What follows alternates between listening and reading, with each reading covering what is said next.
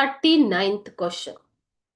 Why are you speaking so softly? I can barely hear you.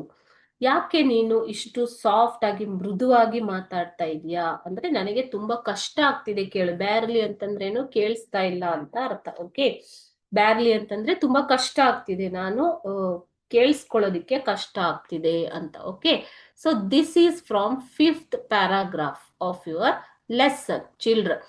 So ಯಾರು ಹೇಳಿರೋದು ಇದನ್ನ? Who is the I here? So I can barely hear you. I ಅಂತಂದ್ರೆ ಯಾರು?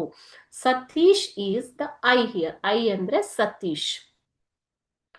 Question B, who does the word you refer to? ಹಾಗಾದ್ರೆ ಇಲ್ಲಿ why are you speaking so softly? You, you ಅಂತ ಯಾರಿಗೆ ಹೇಳ್ತಾ ಇರೋದು?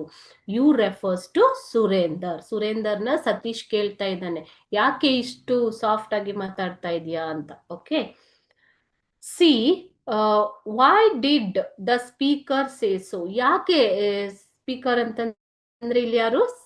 ಸತೀಶ್. ಸತೀಶ್ ಯಾಕೆ ಹಾಗೆ ಹೇಳ್ದ?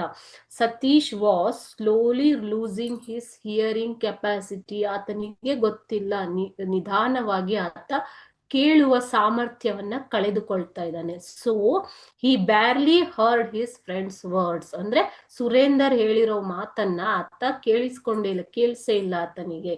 ಸೊ ಅದರಿಂದ ಆತ ಹೀಗೆ ಕೇಳ್ತಾ ಇದ್ದಾನೆ.